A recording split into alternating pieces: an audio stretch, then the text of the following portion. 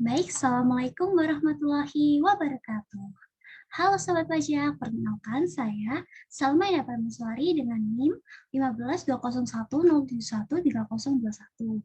Di sini saya merupakan mahasiswi D3 Perpajakan Universitas Erlangga. Dan saya akan menjelaskan bagaimana sih tentang pengisian SPT pajak penghasilan wajib pajak badan eh, dengan menggunakan PP 23 tahun 2018. Baik, sebelumnya di sini kita akan memasuki aplikasi SPT-nya terlebih dahulu. Sebelum memasuki ke aplikasi, sahabat pajak perlu nih membuat database-nya terlebih dahulu. Bagaimana cara membuatnya bisa disimak di video saya sebelumnya. Baik, di sini saya akan memulai karena di sini saya sudah membuat database yang dimana di sini kasusnya ada CV maju mundur, saya sudah memasukkan CV maju mundur ini. Kita klik OK, lalu kita masukkan username-nya menggunakan administrator dengan password-nya 123. Oke, kita klik OK.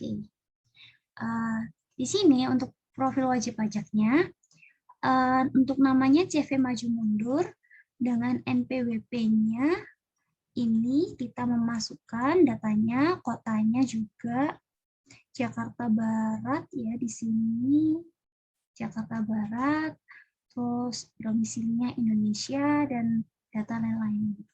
Nah, untuk halaman kedua di sini saya menggunakan nama saya menjadi untuk sebagai nama pejabat penandatanganan.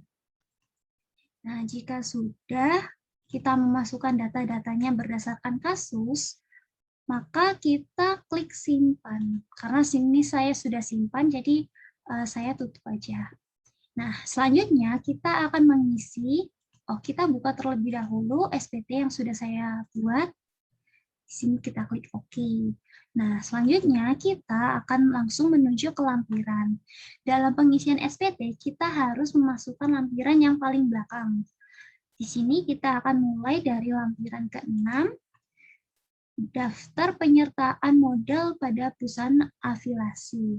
Kita lihat nih di kasusnya ada nggak daftar penyertaan modalnya.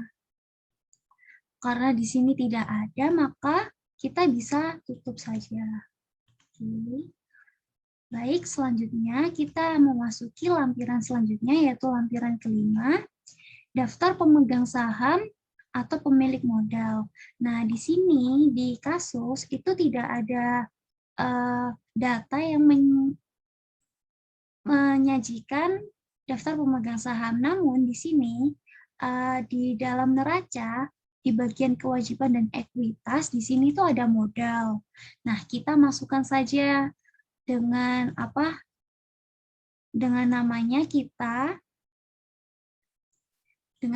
kita sebagai pemimpin, dengan jumlah modal di setornya harus sesuai dengan di sini. Kita masukkan alamat-alamat dan dividen. Di sini dividennya karena tidak ada, maka bisa kita tulis 0. Baik, kita simpan. Data sudah diupdate. Lalu kita akan mengisi ke bagian B, yang dimana ada daftar susunan pengurus dan komisaris. Nah, di sini ada nih daftar susunan pengurus dan komisaris. Di sini kita akan langsung memasukkan datanya sesuai dengan di sini. Untuk yang pertama mahasiswa, karena saya namanya Salma, maka kita tulis saja di sini, bisa kita ubah terlebih dahulu. Nah, di sini kita memasukkan NPWP-nya, lalu namanya, alamat, dan jabatan. Jabatan ini bisa kita pilih ya. Terus kalau sudah kita simpan. Oh ya, karena saya sudah membuatnya jadi seperti itu. Baik, jika sudah nanti kita langsung close saja. Lanjut ke lampiran selanjutnya, yaitu penghasilan yang dikenakan PPh final. Nah, di sini ada bunga deposito, tabungan, dan diskonto SBI. Dari mana 15 juta ini? Di sini ada Nah, di laporan laba rugi ini kan ada pendapatan bunga deposito. Nah, bunga deposito ini termasuk PPh final pasal 4 ayat 2. Kita masukkan nih di dasar pengenaan pajaknya 15 juta. Karena PPh finalnya bunga deposito itu dikenakan tarif 20%. Maka kita bisa ketik saja 20. Nah, di sini jumlah PPh terutang itu sudah otomatis menjadi 3 juta. Baik, untuk selanjutnya bunga diskonto, obligasi, dan lain-lain, kita sesuaikan saja berdasarkan kasus. Karena di kasus ini itu yang termasuk PPh final itu hanya pendapatan bunga deposito, maka kita hanya memasukkan bunga deposito saja. Baik, selanjutnya ke halaman 2, penghasilan yang tidak termasuk objek pajak.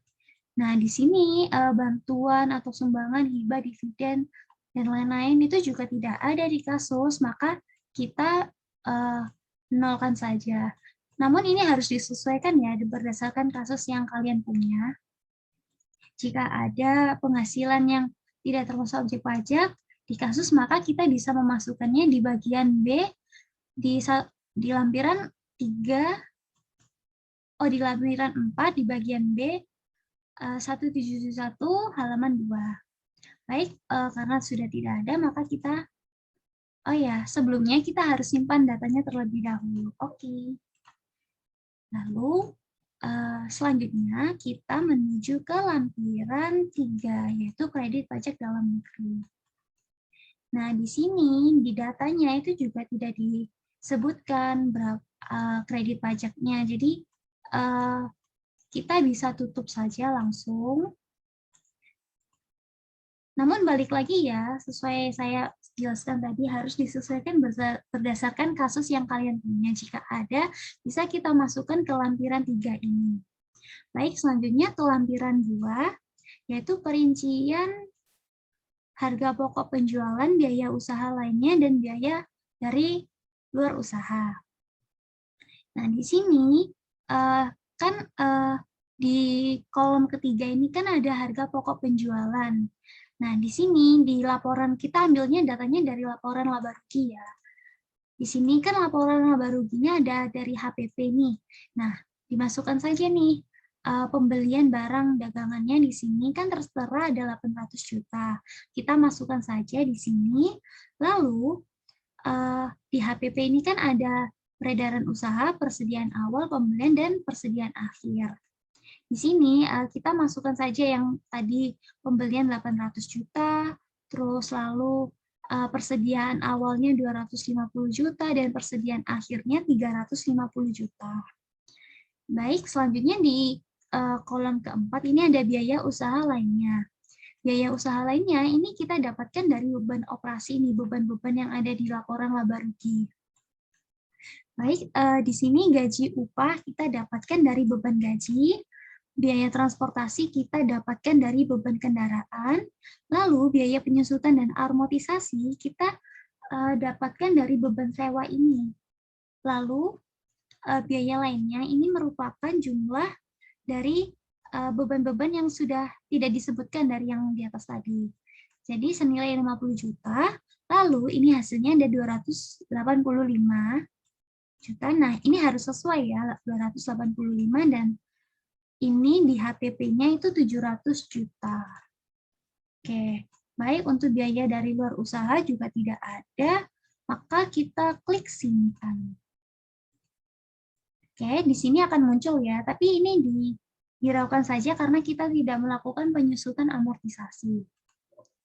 Baik, kita sudah berhasil menyimpan datanya, mari kita tutup. Nah, selanjutnya kita ke lampiran yang ke-1, yaitu penghitungan penghasilan neto fiskal. Di sini, penghasilan neto komersial dalam negeri kita juga memasukkan dari laporan laba rugi ini. Nah, di sini kita sesuaikan peredaran usahanya. Di sini peredaran usahanya ada 1.150 juta. Kita masukkan nih ke dalam peredaran usaha ini yang nomor 1, poin A. Untuk HPP, harga pokok penjualan, kita juga dapatkan dari sini, laporan laba rugi di sini HPP 700 juta. Maka kita masukkan ke bagian nomor 1, poin B. Selanjutnya biaya usaha lainnya di sini kita dapatkan dari beban operasi ini yang senilai 285 juta. Kita masukkan di sini 285 juta. Lalu di sini penghasilan neto dari usaha itu udah otomatis penjumlahan dari poin nomor 1 ini, poin A hingga D. Di sini laba usahanya 165 juta. Nah, kita harus samakan nih dengan penghasilan neto dari usaha. Selanjutnya penghasilan dari luar usaha. Di sini saya ambil dari penghasilan bunga depositonya sebesar 15 juta. Nah, di sini langsung muncul ke penghasilan neto dari luar usaha itu udah otomatis gitu 180 juta. Nah, sama kan sesuai dengan ini. Ya. Terus penghasilan yang tidak dikenakan PPh final yang tidak termasuk objek pajak. Nah, di sini 180 juta. Selanjutnya ke halaman kedua, penyesuaian fiskal positif. Nah, karena di kasus wajib pajak Badan PP 23 tahun 2018 ini tidak melakukan koreksi fiskal maupun positif maupun negatif, maka di halaman 2 dan halaman 3 ini bisa kita kosongin saja. Baik, selanjutnya kita simpan data lampirannya. Nah, data berhasil disimpan. Kita tutup. Nah, selanjutnya kita akan mengisi transkrip kutipan elemen laporan keuangan.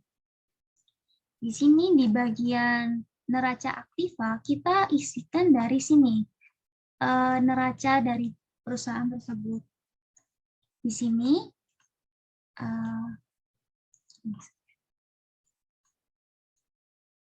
sini, untuk nomor 1, kas dan setara kas, kita masukkan dari sini, 750 juta.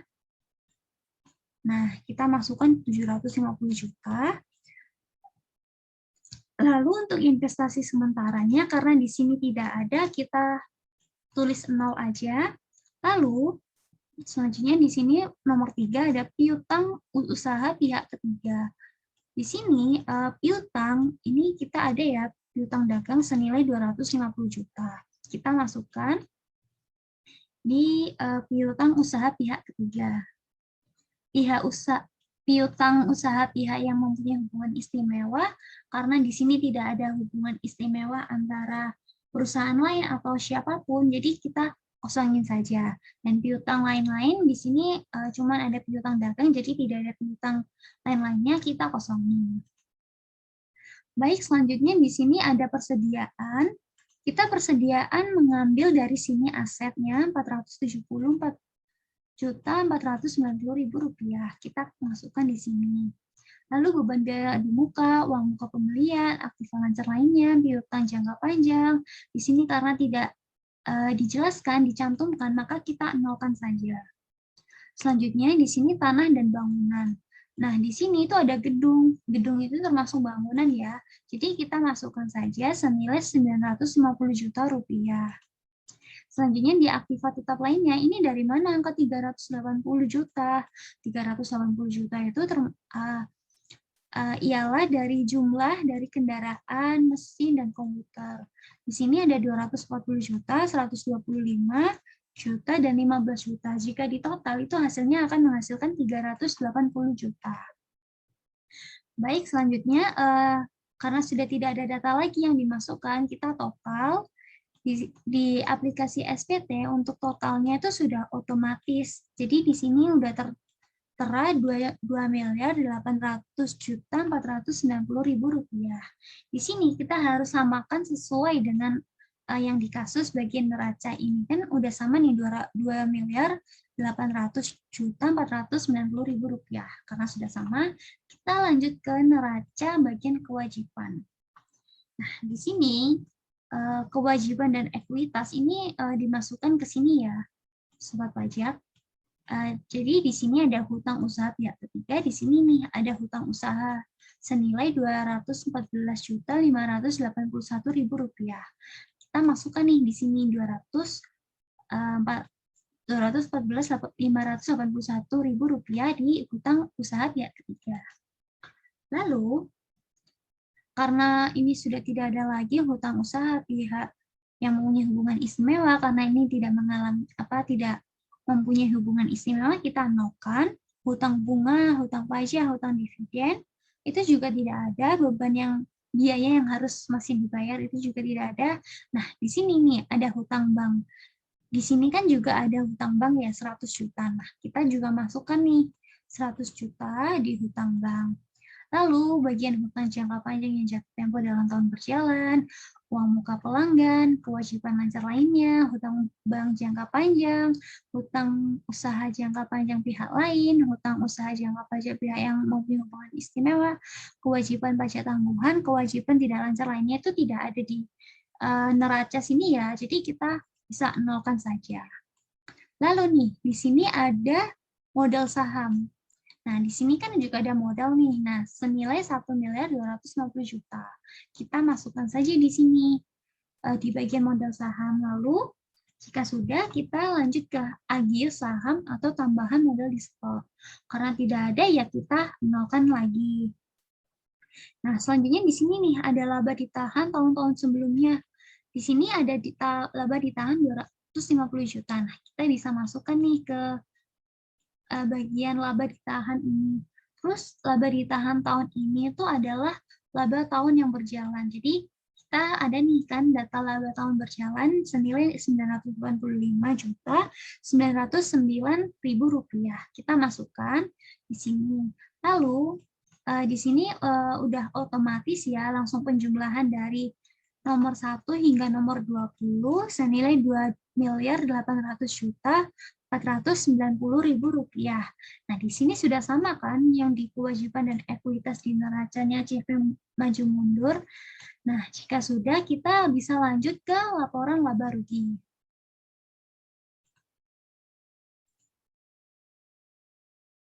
Nah, selanjutnya kita masuk nih ke laporan laba rugi. Nah, di sini kan sudah ada datanya nih, laporan laba ruginya CV maju mundur.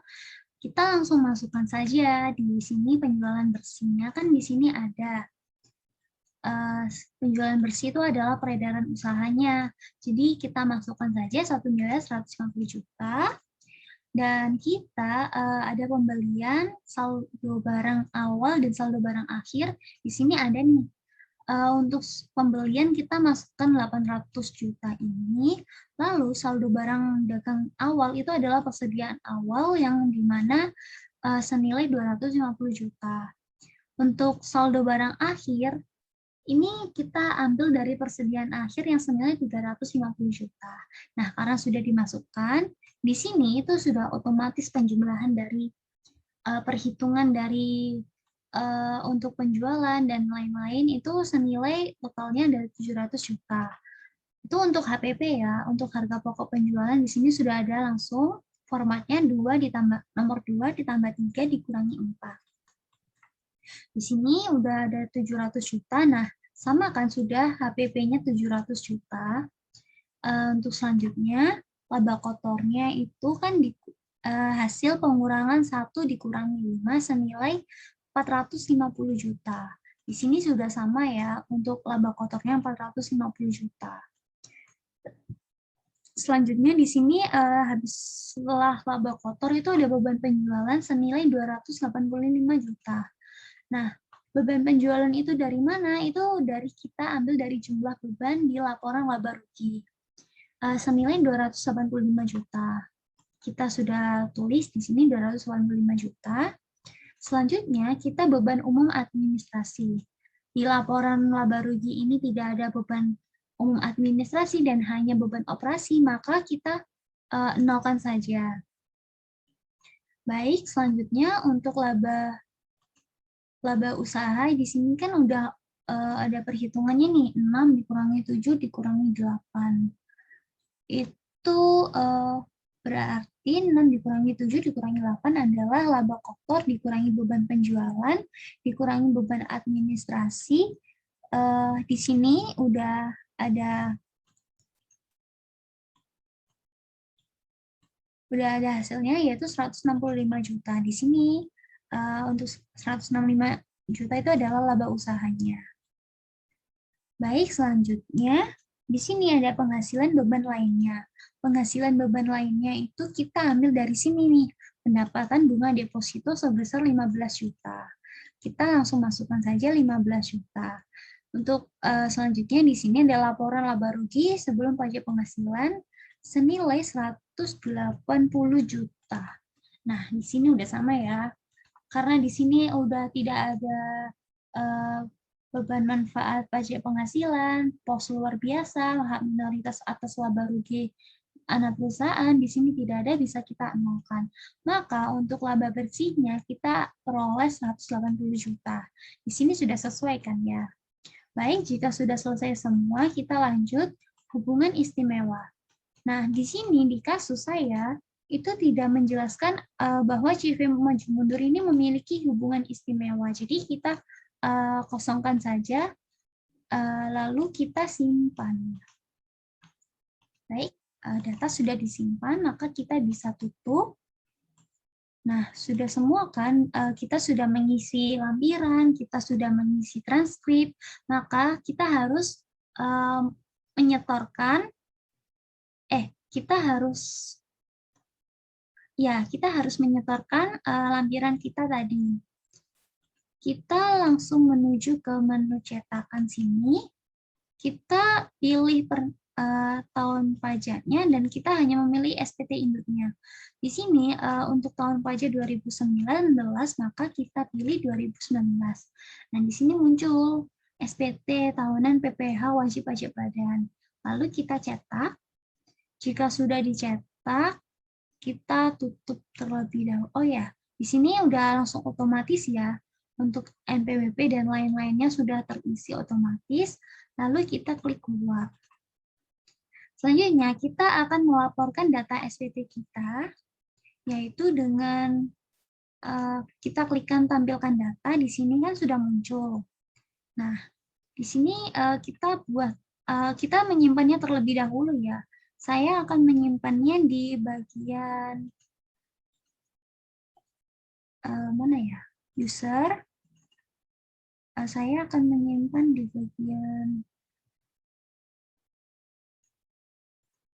sini, karena saya sudah membuat file untuk khusus mata kuliah PPh Badan, kita langsung simpan saja di sini. Oke, kita klik create file. Nah, data telah disimpan dalam bentuk CSV format. Jika sudah, kita akan mengecek file yang kita buat tadi. Saya sebelumnya sudah menyimpannya di SPT PPh Badan. Nah, di sini nih muncul file CSV-nya. Di sini kita tidak boleh membukanya ya, karena di sini sifatnya pribadi dan hanya bisa dibuka oleh KPP. Baik, selanjutnya kita langsung menuju ke aplikasinya. Nah, karena kita tadi sudah menyetor, maka kita bisa sudahi dalam pengisian SPT PPh wajib pajak badan ini.